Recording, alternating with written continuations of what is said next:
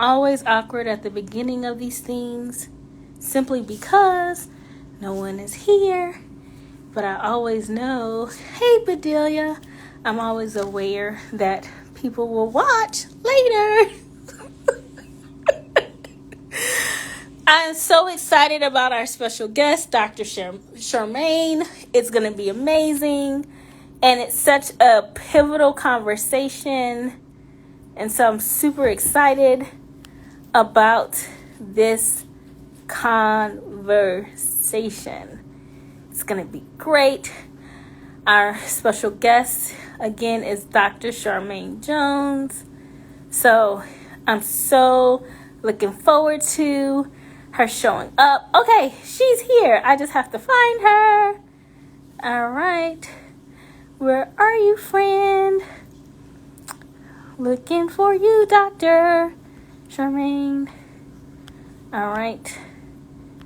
Let's see. I'm having a hard time adding you. Let's see. Yes, Shermaine, I see you. And so I am trying to. All right. I swear it doesn't matter how many times I do this. It's always like me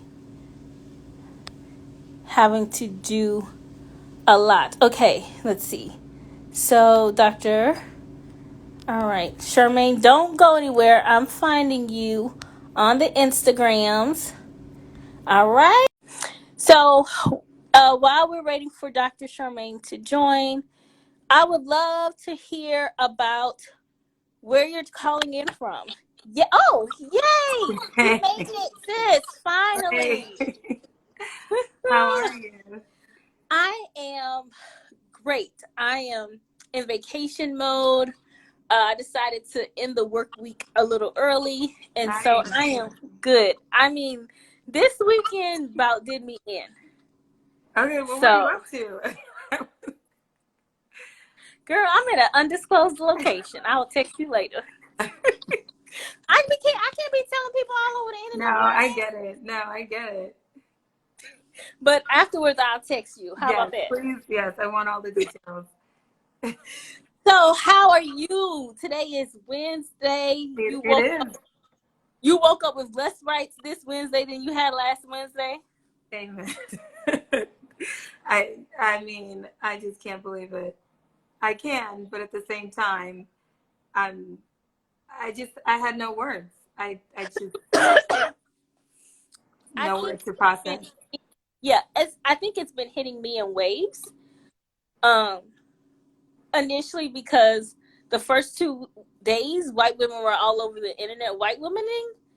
So I was just like, why y'all? Like, what? Can Right. someone get Becky and Karen and give them a pumpkin latte? Is it pumpkin latte season yet? Can No, somebody gotta wait till October.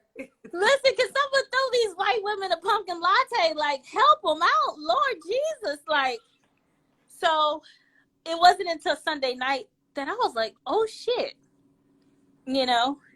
This is So happening. Yeah. this is happening.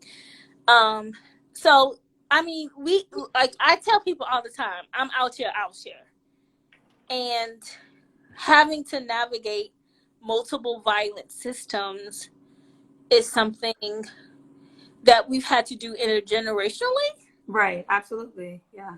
and then we still have to navigate it today.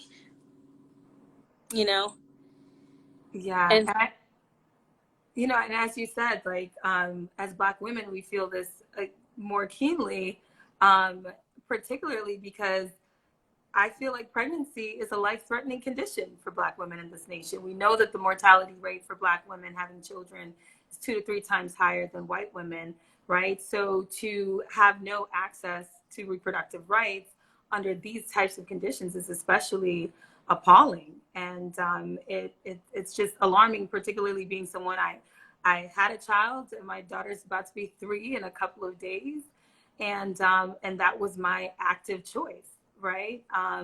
But even in making that choice as someone who was financially empowered, etc., there were still so many things that I had to navigate being pregnant and Black, and, you know, wanting and being able to have the privilege of having a doula to help me to navigate that and all of these types of things. But even being in a really privileged position, as Serena's story has told us, as Beyonce's story and so many others has told us, does not protect you from being Black and pregnant in this nation, you know? So yeah, it's really an appalling thing.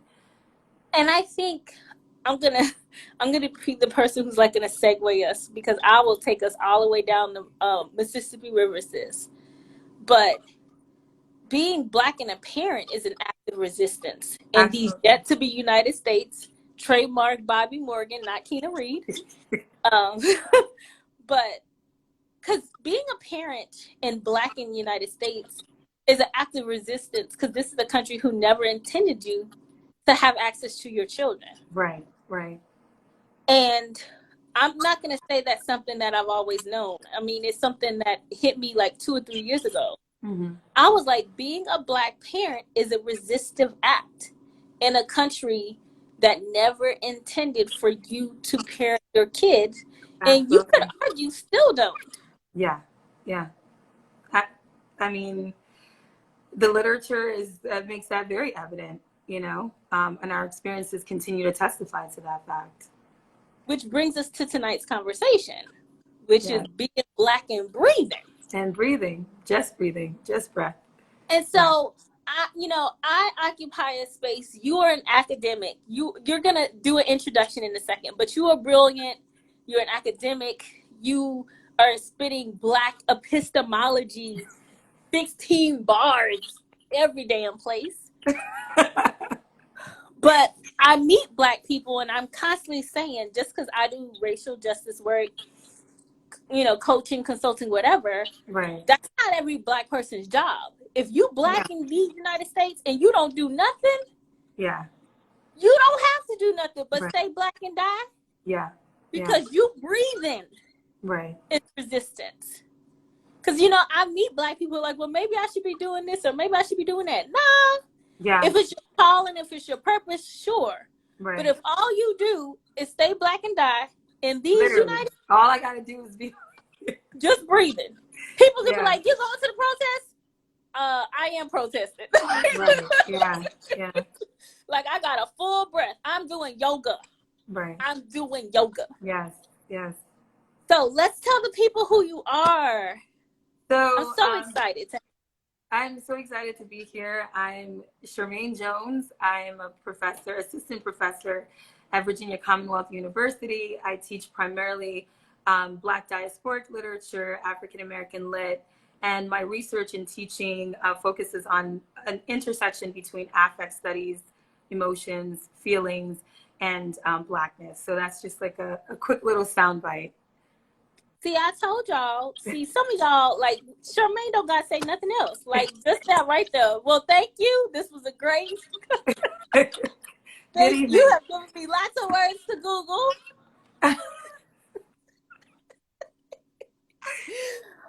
Wow, let's get into it. Eric Garner's last words. I can't breathe. Right. Brother George Floyd. Absolutely. Please, I can't breathe.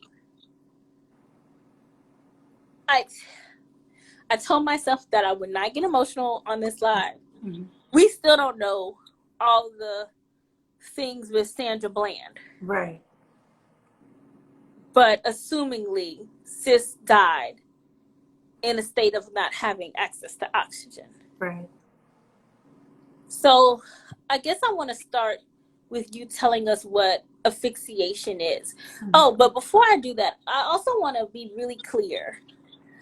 I've tried to make it very intentional that if you are Black, if you are a Black person, if you are part of the diaspora, right, rather you are an immigrant, rather you are a descendant of enslaved folks, wherever you fit in our community, this conversation could get really real.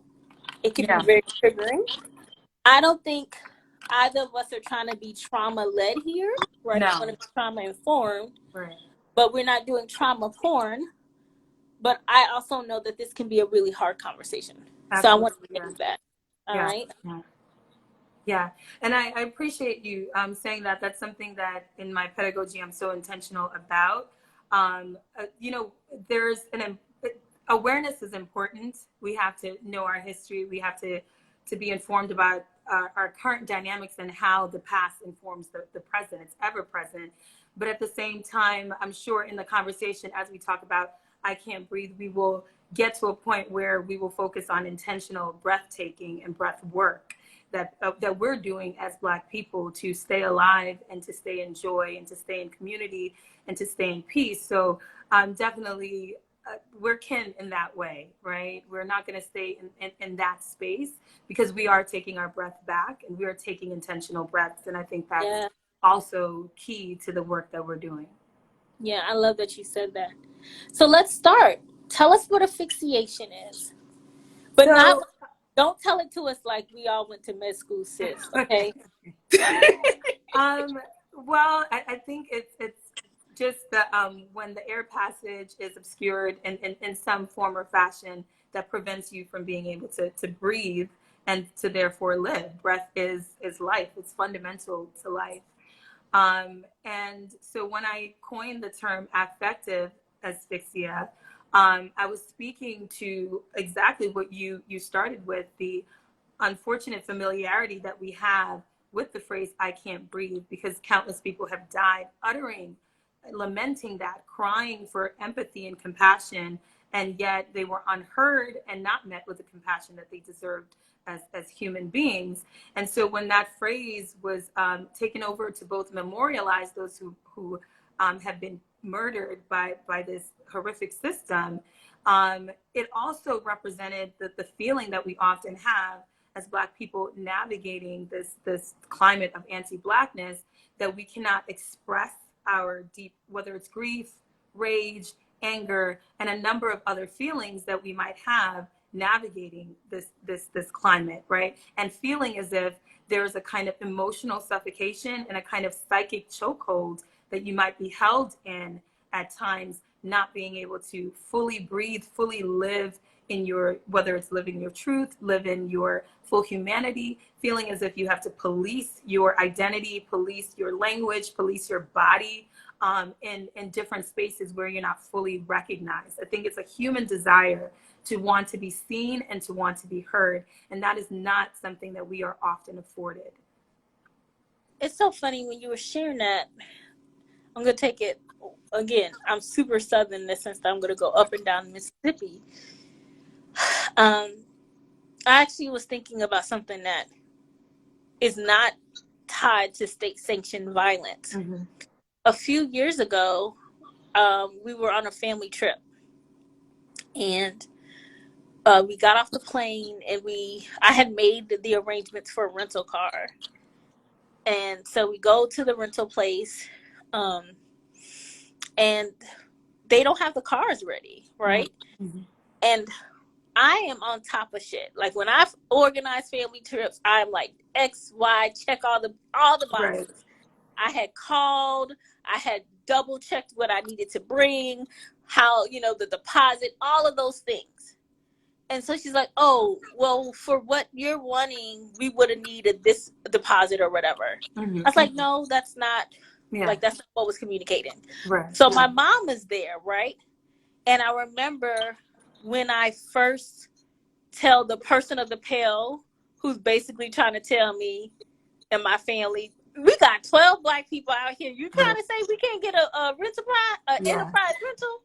Not today, Karen. No. But my mom puts her hand on my arm. Right? Yeah. And it was such this, you know what I'm saying? Like, it was like, hey, Kina, like, stop. Yeah. Right? Yeah. But I worked up. Look, I could out Karen on her finest day. So I look at my mom and I say, I got this, right? But I remember, like, my mom, like, it's almost like my mom was frozen. Right. She puts her hand on my arm, like, like, please stop. Like, and then she says, we'll figure something out. Yeah. And I say, it's 11 o'clock at night. What are we going to figure out? There's 12 of us. Yeah. She's going to get us a car. you Yeah. know, and it's just, but in my mom's eye, it's Mhm. like, stay still. Right. Just Yeah. like my mom is willing for us to hitchhike from the Right. airport. Yeah.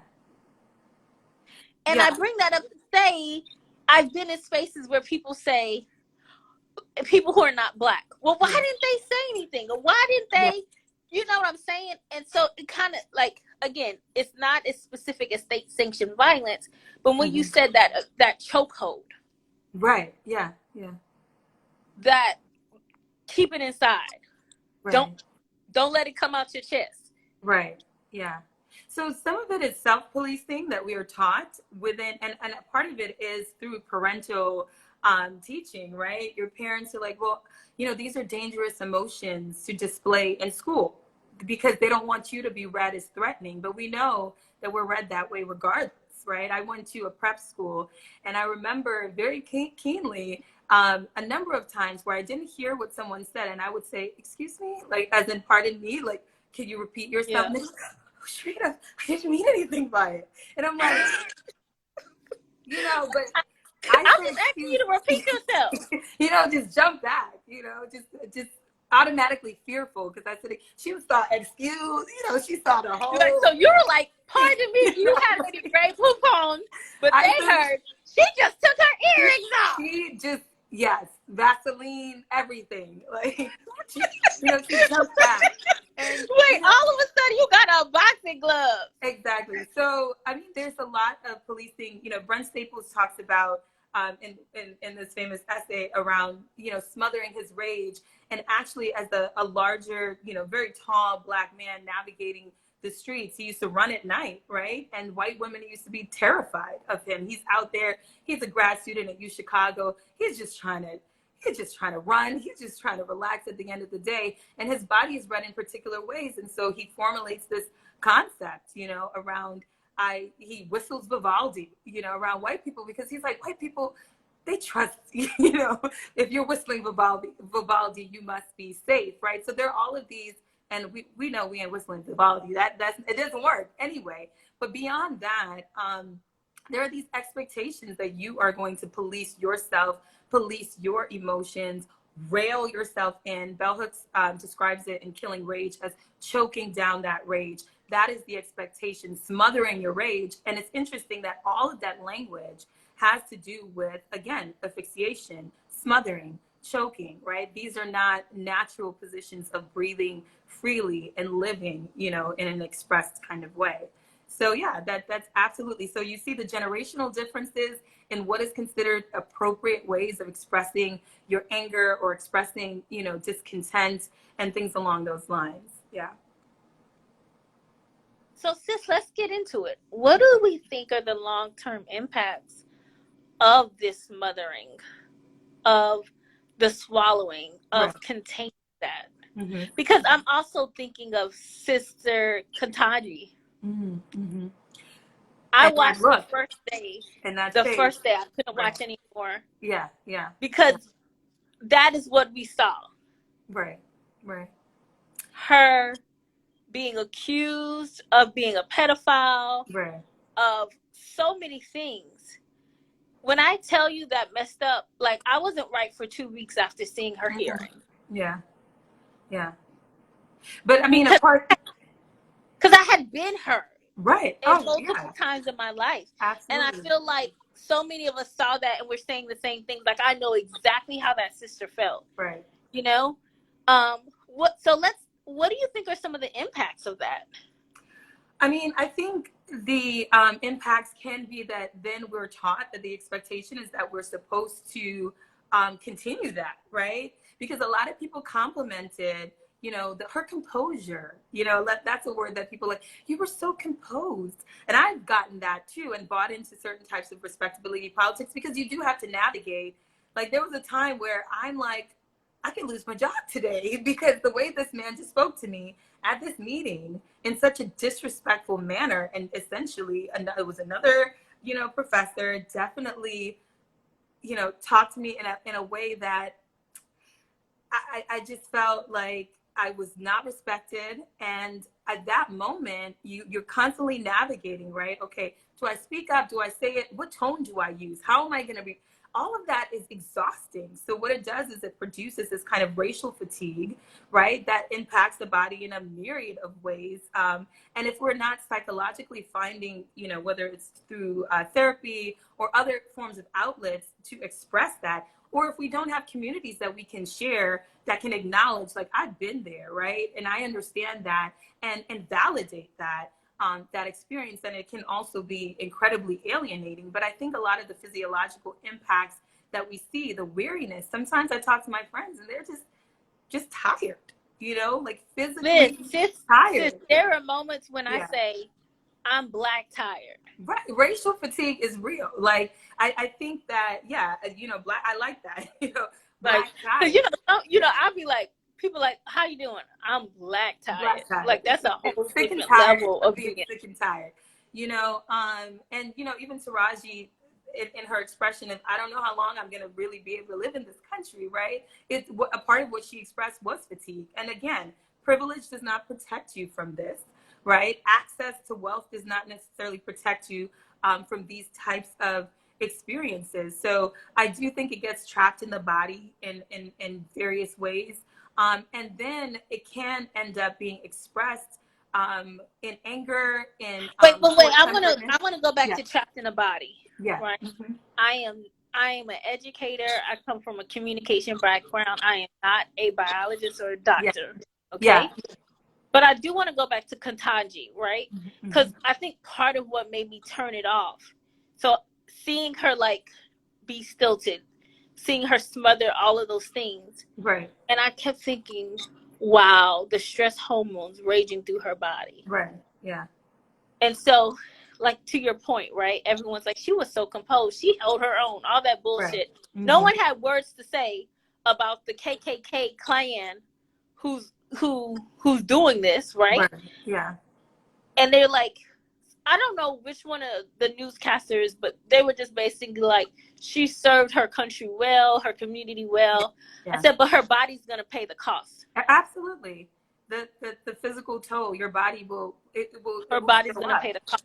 Yeah. So while everyone's talking about how composed she was, her the stress hormones, her brain, all of that, you know what I'm saying? It's going to show up someplace. So I just wanted to really parse that out. Right. You are sitting in a room and you are the one Black person, and it's on purpose. It's not accidental. No, it is not. So we need to stop. You know what I'm saying? Right. There's no talent in the pipeline. I hear that kind of shit from talent accusation people all the time. Right. Well, we would, but there's no talent. Lies you tell. Right. So when you are in the room and some shit happens, and ain't no one you could look across the room at to look like, right. Did you see this shit? Yeah, right? To be recognized. Yes, yeah. That, I think, like, I'm listening to you, but I feel like that too is a form of like smothering, because you're just like, oh, absolutely. Yeah. I don't have any affirmation, and then you can start to gaslight yourself, right? Yeah. Did I imagine like this? Maybe I imagined it. Maybe it wasn't that bad. Maybe Tom ain't mean it like that. Yeah, yeah. And that affirmation is so necessary. That need to be seen, to be heard, to be validated in your experience that this is real. And so many Black women, we just saw her face. She just had this look, this kind of tight thing on her. Well, that's what I'm saying. One moment she did everybody that. Look. Right. But the fact that she felt the need to do that, and we know, right? We know what the potential costs are, but we have to start thinking about, as you said, what is the cost to her? And what is the cost to us too, who, or young girls who are also looking at this and thinking, okay, well, this is what I have to do in order to sustain. And I'm not critiquing her. Like, that is the choice that she made. Oh, yeah, for sure. We're not judging proud of her for that. But, we talked about this at another time when we were just kind of like talking ourselves about the show Harlem, right? And that moment in that show, and I can't remember the character's name, and she had been gaslit. This white character woman had been extremely disrespectful, racist towards her, all of these microaggressions and macro-racial aggressions, all of these experiences she's having, and yet she is called to apologize. And there's this moment where she just cusses everybody out. Everybody. Reads the whole room, you know? And I was just like, wow, you know, how many times have I fantasized about doing that, right? And enacting that and just freely speaking and breathing and just like allow me to reintroduce myself. But it's like when keeping it real goes wrong, right? You know that there might be a cost to this. And so in the end, but there's a cost either way, right? There is a cost either way, right? But I think, you know, depending on the various privileges and the vulnerabilities you might have, we have to acknowledge that works out. The calculation, right? There's some kind of algorithm of cost, and that we have to. It's the math that we have to math. You got to figure out. You got to be like, okay, gas costs $4.79. Well, health insurance costs blah blah blah blah blah.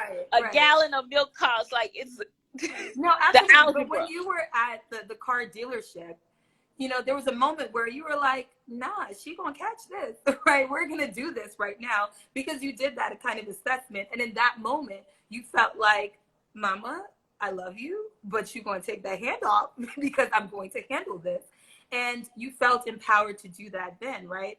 Maybe at a job, depending on your financial condition, all of that kind of stuff, you might calculate that a little bit differently. And that's why we also have to give each other grace in terms of thinking like, well, why didn't you? You know, people are always like, well, I would have cut her out from Monday to Sunday. Would you though? Would you? And maybe, but perhaps also not. And we have to give each other space to, at times, choose to cut somebody out or choose to not. But that is about protecting you, right? Ultimately, I think the decision has to be, what do I want most?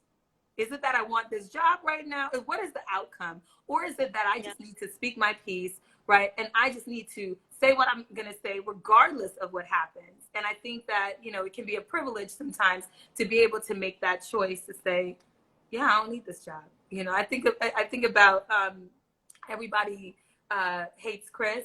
And the mom was always like, my man got 2 jobs. You know, she would cuss anybody out with it. But that's a privilege. She's like, I don't actually need this job, right? But I need my peace, right? I need my peace. And so I'm going to prioritize my peace above all else. But I do think that depending on your economic stat, all of these things that might, you know, impact that decision, you know, so, yeah. And I cut you off because we were talking about what's the impact of the smothering. And so you got to the first one, which is that psychological safety and the lack thereof. Yes. And there are physiological impacts as well. Now, I'm not a doctor. I do cite in my work people who do work in epigenetics that shows the ways that for Black people, our allostasis level is just higher because we're constantly regulating, you know, how to respond to things and how that affects all different types of hormones in our bodies and how that actually then it causes, right, and leads to certain types of transgenerational trauma. So I mean, I can't get into the DNA and don't nobody want to do that right now anyway of it because that's not my background. But in terms of my research, when I'm looking at affective asphyxia, I absolutely am interested in the way that epigenetics is teaching us about transgenerational trauma and the ways that, you know, environmental things can become embodied. Racism does, in fact, become embodied and have take a physiological toll, you know, so. I think, have you ever read, well, there's 2 books that, which you said made me think of, The Body Keeps the Score. Yes, I'm familiar with that book. Yeah. And then there's a book called My Grandmother's Hands by Resma. Yeah. I'll text you about it, but it talks about collective trauma responses. Right. And we typically think of trauma responses as individual. You know what I'm saying? Right. Yeah. And it talks about entire communities create trauma responses. I was like, Black people all running when one Black person runs. Yeah. We don't ask questions. No. Me and you sitting down having lunch. You grab your purse and run. I ain't gonna be like, Shermaine, what's going on? What you see? No, I'm like, okay, this is what we doing. This is what we're doing. And then when we stop, I can be like, girl, where you? I will ask questions later. Like, run first, ask questions later. Right. And when I saw that, I was like, shit, if that ain't a trauma response, collective trauma response. Because what other group of people just be like, girl, the people of the pill, they don't do that. They can be like, what? Karen, what did you see, Karen? Slow down. Like, catch up. Right? And so when we think about something like chattel enslavement, that, like, to use your language, that transgenerational, right, the healing that still has yet to manifest. Right. And part of why it's hard to manifest is because some of the shit y'all were doing in 1862, y'all are still doing it. Right. And then CDC, Centers for Disease Control and Prevention, did a report, I believe, last year that says all Americans are getting bad sleep. But you want to guess what group of people get the worst? Yeah. And so even something like lack of sleep, again, you don't have to be a doctor to know how sleep is reparative. Basic functioning, yeah. Right? If I can't sleep well, I'm irritable, I'm tired, I'm frustrated. And the reason why I'm pointing this out, because I share this a lot in trainings. So then it's time for performance reviews, right? Right. And we've gotten a lot of complaints about Kina's attitude. Yeah. Kina snappy. This has direct correlation to my material consequence. Absolutely. Yeah. So this is the third time y'all passed me. Yeah, I mean, it affects children too, right? So their performance in school, their focus in school, right? And so it also depends, because I used to teach elementary school, and it depends on, is the teacher coming from a space of compassion and understanding to even ask the right questions, or is it kind of like an accusatory thing, right? Or an assumption that this kind of poor behavior is, and the tendency to just pathologize Black children in general. But yeah, so there are absolutely far-reaching. So I only draw that out to say that those psychological, if there are people who are not Black on this call, or even for Black people who need to understand, wait, it's not just because I have a bad attitude, right? Yeah.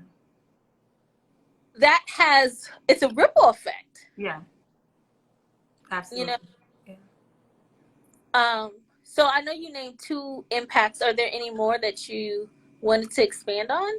I wouldn't speak to the physiological as much. Like I said, I'm not a doctor. However, what I will say is, if we think about even something like COVID-19 and the pandemic and the ways that it impacted, again, much like you can see it almost in any area, right? So when we talk about reproductive rights, and I spoke about the fact that Black women's mortality rate when they're pregnant is 2 to 3 times higher, right? And we think about the systemic and the historical practices that are associated with that, and the racism within the healthcare system, and all of these different things that lead to us being especially vulnerable in that state. I think all of this, so it translates into every area. I don't know that there's one that we can avoid. So similarly with COVID-19, we saw how much the Black community was disproportionately impacted, and that had to do with a number of structural issues. Black people tended to live in closer quarters, right? And that stems from a lot of things, redlining and all of these different practices. We also know that the health seeking, right, practices, because of a number of historical mistreatment, medical racism, and things that will make us a little bit more anxious. So even the lack of Black people don't go to the doctor, as much. They wait too late without contextualizing the reason. Without people saying, Henrietta Lacks. Right. Or the fact that you're not going to be taken seriously when you express pain, or you express the need for assistance, and things along those lines. Or even Right. access. Like Right. Yeah. this, where I live was, um, like in the part of town I live, there wasn't a hospital within a 20-mile radius. And there had been a hospital there, but they had shut it down because of like whatever. It wasn't Right. a lucrative hospital. And they put it online again when COVID came. Right. Yeah, so I mean, Black people working as essential workers more, right? And I think some of even the rhetoric around, self-isolating in your home, use a separate bathroom. Well, that's assuming that people have multiple bathrooms in their houses, right? That's assuming a lot of things about your economic status, about your living arrangements, about Yes. your ability to access certain things. So all of these impacts show up in a number of ways. Yeah. So I meant to ask this earlier. What made you interested in having these conversations? I think a lot of my work is generated from my own personal desire to navigate this kind of what at first it was introduced through the term like double consciousness when I was in college. That was the first time that I was like, oh, this is what it is to not feel like you fully belong, that you're fully That's seen, that and to, that's what it is that I'm you know, feeling. yes, right.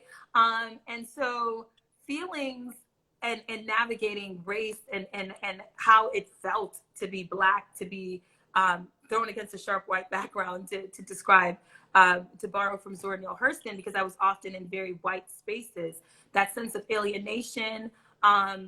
I wanted to kind of understand that more fully, and to theorize it. And I was seeing it in so much of the work that I was reading, and so forth. But I think particularly with the contemporary the things that are happening with the Black Lives Matter movement, and that, like, no longer feeling, a lot of people I feel like are more comfortable expressing their rage, expressing anger, expressing, not having to police our emotions so much. So I wanted to bring that conversation more into the forefront, both in my research, but also in my classroom.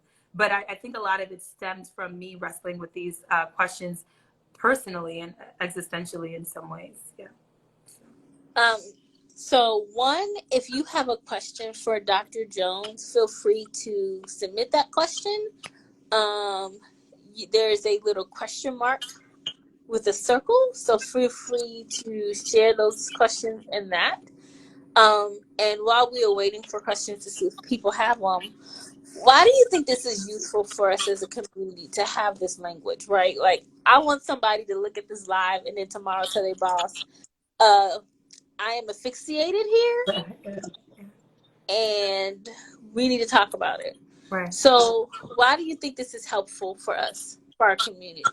Well, I think that finding a framework to understand your trauma, to understand your experience, can actually be really healing and can be really empowering. And it can also be a work of translation, right? So now you have the verbiage, you have the language, you have the framework to be able to effectively communicate to others what you're experiencing. But also when you read it and when you see it, like I said, when I first read about like double consciousness, I felt seen. I felt like here I was on the page in a way, and it gave validity to my experience, and it gave worth to many of the things that I had encountered that I might have discounted as unimportant. It's kind of like what you said, when you're looking around to see, does anybody else see this? Am I the only person that's experiencing this? And you use the word gaslighting, and I know people use that word like very often, right? But there's a lot of gaslighting that happens around like experiences of racial microaggressions where you're being overly sensitive. Like, you didn't have to take it like that. He didn't mean that. And so actually having someone verify, validate, affirm having the framework to say, no, there's actually a term for what you just did, right? It's called a microaggression. This is how it works. Oh, and you didn't mean it? Well, microaggressions, it doesn't actually have to matter whether it's intentional or not. Yeah, That's because not a part, impact that's always not what we're comes measuring. intent. You know, it's not Yeah, about it's impact, okay? Right. the So being impact. given that language helps you to translate, helps you to understand your feelings more, and it's a form of affirmation and validation that I think we all very much need, and it allows us to build on that vocabulary and have that conversation with each other, whether it's with your mother, whether it's just with your sisters, your community, and people around you. And I think these conversations are so important. So Yeah. I stay ready with the list for why we need reparations. So you just gave me reason number 7,600. 7,099. Like I stay like pow, you know. As we round down, I want you to maybe help us understand why our breath matters. Okay. Right? Because you said something earlier that said, Angel, thank you. You said something earlier about intentional. And I Right. think that's a great place to kind of like benedict us, to Yeah. land. Why that is so powerful for our community. Right. Intentional breath work. I think that, Audre Lorde's quote about self-care, being about self-preservation and being radical has been, used so much on social media. I'm like, Wayfair, if you put it on a damn pillow, we're going to have some problems. Right? But just because it's become popularized and commercialized in some ways doesn't make it any less important as an intervention, and its significance and its soundness and its theory. It is really radical as Black people to prioritize our self-worth and to prioritize what we need, to prioritize our pleasure, our joy, our need for breath, and to intentionally take your breath back. And that might mean take a break, right? So I think, if we think about our ancestors, and so sometimes we're more interested in the more radical forms of fighting back and, Douglas beating Kobe's ass or something like that. But most people were not able to do something like that and live, right? But sometimes they made a feigned illness in order to be able to get a bit of a break or find other kinds of more quiet modes of resistance. And so I think that intentional breathtaking, break taking, insisting on the importance of us valuing ourselves, valuing our time outside of a capitalistic push for productivity. You don't always have to be productive. One of the things my therapist is always pushing me, she's like, the invitation, Shermaine, is to do nothing. The invitation is to be unproductive, right? Because within the field and so many other areas, we only think we're worthy if we're producing. And so we have to think about, okay, how am I taking a break for myself? How am I doing this intentional kind of self-care? And I don't mean, and there's nothing wrong with getting your nails and your hair done if that's what you want to do.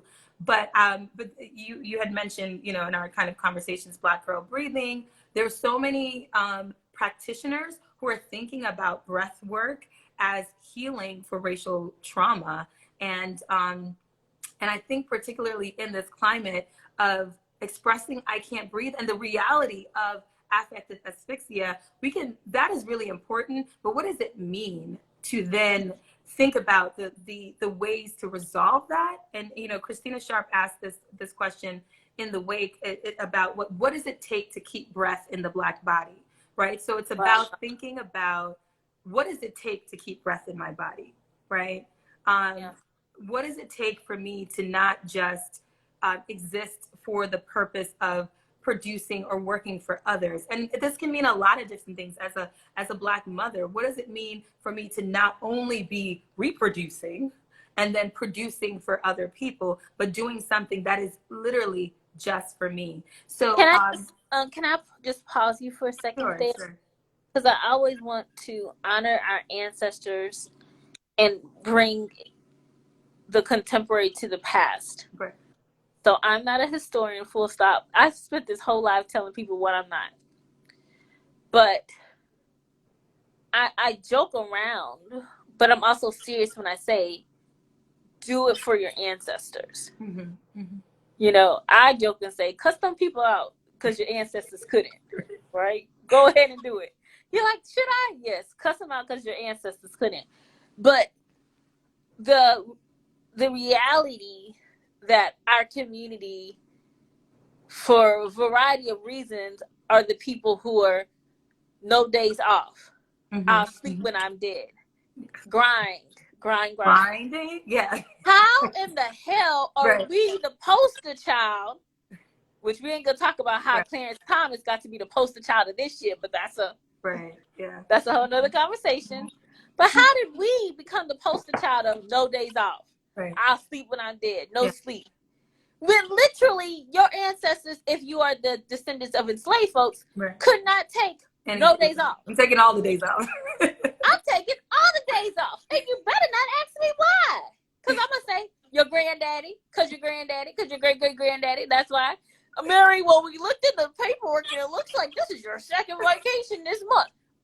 Your great-great-grandpa, what? Pop.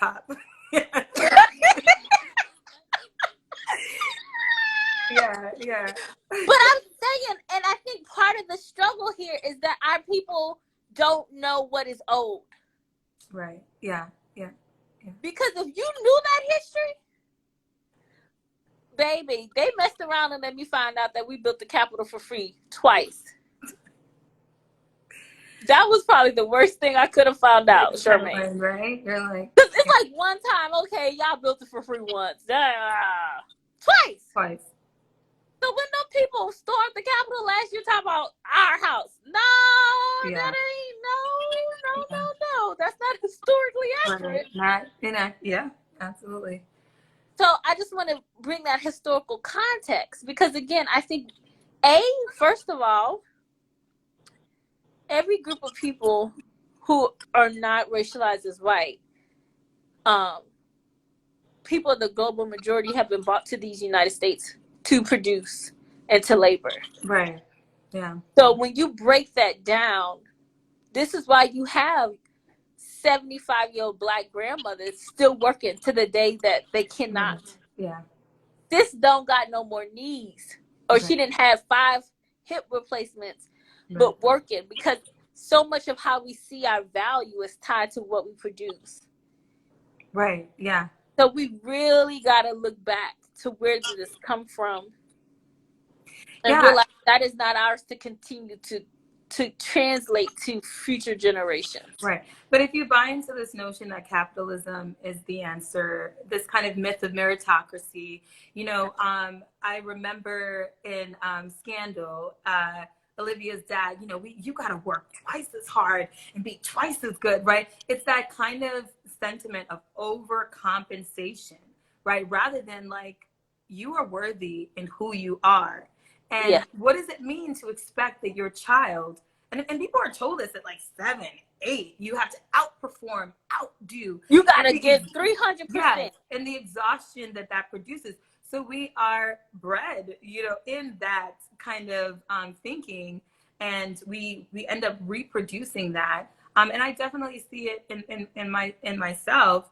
In terms of when do I feel best about myself? It's when I'm most productive, right? And when we think about, doing nothing as unproductive, even when the research suggests that that's not in fact the truth, right? That a lot of the greatest ideas came out of days of just rest, people just chilling, looking at the flowers, and then discovering whole theories, right? Through that. So that in and of itself is that's not really true, right? But even in that, I'm still suggesting, like, look what can come out of rest. I can't get out of it, right? Maybe you'll find a theory or something, right? So the invitation, I think, at times needs to be to rest and to be unproductive and to prioritize pleasure and breath, whatever that means for you, whether it is doing yoga or breath work, or just dancing or taking a day off. yeah, I can't prescribe exactly what that might mean, Yeah. but I think there has to be an intention in doing that and seeing that as radical and not wasteful, because I Well, think and a lot not of the even, times we do. I'm listening to you talk and I'm processing what you're saying. Not only is it radical, it's an act of honoring. Yes, yes, yes. Right? Again, in the last couple years, I've really thought about there are things that I must do because my ancestors could not. Right. You know what I'm saying? And so there is that level of ancestral honor that our breath can give. Yeah. I am so glad you made time for this. Thank And you. I would love for people to know, you got an IG, you know what I'm saying? So they Now can, I do. I you literally got an signed up for IG. Instagram just for you. Now, you could blow up your spot, you know what I'm saying? You know what I'm saying? You baby, you could out here on every Wednesday, Listen, 5 o'clock. who Y'all come knows? to Dr. Charmaine. You just be doing breath work over here. Get you a t-shirt that say puff puff pass. I don't know. You see, I just added some stuff to it, girl. Look at that marketing. But look, brand, the whole situation. You know what I'm saying? Yes. But that breath is important. Yeah. And sometimes I put my hand on my heart and just honor that. Yes. Yeah. Yeah. Yeah. There's this song by this Chicago-based singer called Tasha, and the song is called Lullaby, and it's really beautiful. But what it is, it's like Black girl. Let's leave the something like the world for now. You can breathe in, breathe out, and it's like this whole process of saying it's time to rest and it's okay, and it says it's okay, things like that, those kinds of affirmations. It says they will be all right, right? Because a lot of the times the emotional labor, the physical labor, all types of labor that we're constantly doing for other people and not prioritizing ourselves. And I'm speaking about black women's experience specifically here, but yeah, no, I play that sometimes and just literally just sit, sometimes cry because it calls for that sometimes. And just sit it real out you and be present and just breathe and let that song kind of just like wash over me and be still. I think the yeah, like I'll sleep when I die and I'm just gonna keep grinding and I'm just gonna keep moving. But there is something to stillness and to rest and to that I do think is honoring, like you said, our ancestors who didn't necessarily have the access to that, and they found really creative ways of stealing that back, but didn't always fully have it in the ways that we do. Still only partially, but we do now. Yeah. So how can people connect with your work, learn more from you, learn more about you? Okay, I need to do better at this. But can they see my handle even though I don't have anything up? I'll start posting. Oh no, wait! I'm gonna pin it. I'm gonna Okay, I'll start putting up more things. But so it's Dr._S. Jones. Yeah, yeah. And you can check out my faculty page on the VCU English Department website, and Google me. You'll find different articles that I've written. Effective asphyxiation. Yes. So that particular article is about Claudia Rankine's Citizen and American Lyric, which I think is a great text that everyone should read. And my article is I think a pretty decent companion text to it. But there are a number of other publications. I talked about Black mothering. I have an article about my journey becoming a mother and its relationship to Ntozake Shange's work. It's to be born and handled warmly is the title of that. But I published on a number of things. That. Yeah. Born, handled warmly. I can actually see it's above my daughter's crib. Well, it's a toddler bed now, but that was my prayer. That was my profession to her. One, because to be born, again, not just the mortality rate for Black women, but also for Black children is extremely high for Black infants within the first year. And actually just having a Black pediatrician brings it down like 50%. So, you know, I really was like, I just want you to be born and then to be handled warmly, because we know that we're not handled with kindness and gentleness and tenderness. And so that was my prayer for her. That is my prayer for all Black people, really. Girl, but see, you made it a prayer. I'm trying to put it on my Tinder bio to be. Well, listen. To be handled. Listen, I said pleasure. I said, listen, pleasure is healing. Touch is healing. A laying on of hands can come in different forms. So I'm so thankful to you. Put it on your Tinder head. I love it. I wanted us to have family talk, but I feel like this conversation might need to happen on the sister platform, because, you know, for people who are not in the community, this is a valuable conversation, especially when we think about the people who say we're dramatic or we're extra, right? And so I'm just so thankful to you. And I'm gonna have you again now that you are on the IGs. Yeah. You need to consider my suggestion about you having Puff Pass Tuesdays. You could girl, you could get you a cannabis business. It could be a whole thing. You know what? I need to. I'm gonna call some people and figure this out. We're gonna get you right. Have a good night. Thank you. Thank you so much. And I'm gonna text you and tell you where my location is. Please do. Okay. Bye, sis. Good night, everyone. Thank you so much. Bye.